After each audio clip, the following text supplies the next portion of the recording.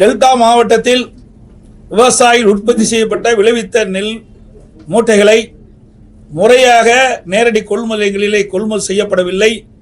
இதனால் விவசாயிகள் கொண்டு வந்த நெல் மூட்டைகள் வெளியிலே அடுக்கி வைக்கப்பட்டிருக்கின்றன. நெல் மணிகள் திறந்த வெளியிலே குவியலாக வைத்திருக்கின்றார்கள். மழையின் காரணமாக அந்த நெல்மணிகள்லாம் முளைத்து விவசாயிகள் பாதிக்கப்பட்டிருக்கின்றார்கள்.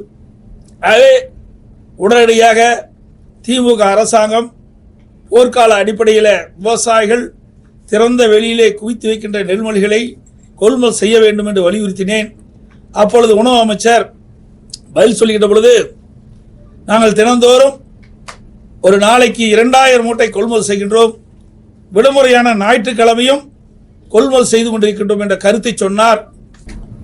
அப்படி 2000 மூட்டை கொள்முதல் செய்யப்பட்டிருந்தால் விவசாயிகள் கொண்டு வந்த அனைத்து நெல் மூட்டைகளிலும் கொள்முதல் செய்யப்பட்டிருக்கலாம்.